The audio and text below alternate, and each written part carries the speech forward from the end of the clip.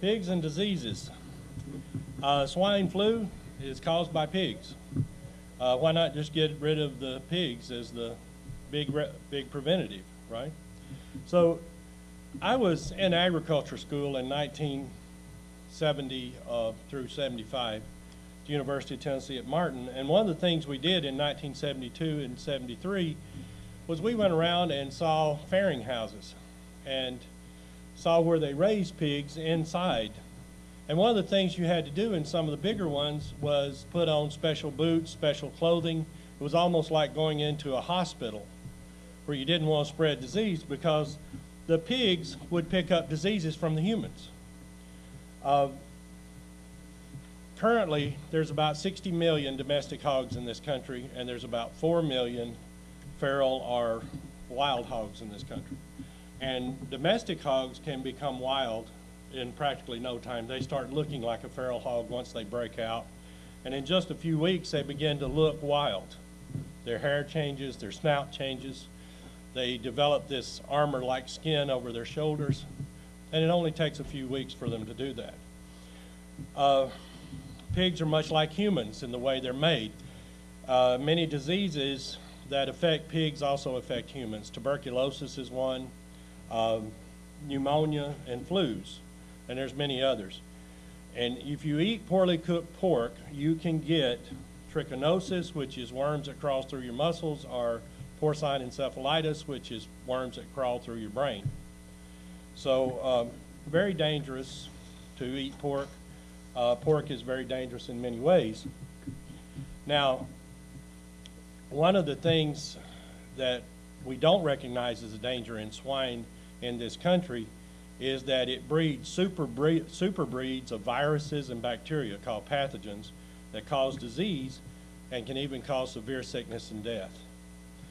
And during my college years, I haven't worked with them anymore, but during my college years, pig farmers placed erythromycin and other antibiotics into the water of the pigs, and so that they wouldn't get diseases. Now, not only did you have the antibiotics being passed on and things like that, but you also had the breeding of superbacteria because the bacteria that survived the erythromycin became resistant to it. And now we have different bacteria that are almost resistant to anything we've got. Methicillin-resistant Staph aureus is resistant to everything but vancomycin, and now we have vancomycin-resistant enterococci, which vancomycin, which is the most powerful antibiotic we have, can't even kill. So we have some very severe illnesses. And one of the reasons why is because of our misuse of antibiotics with livestock.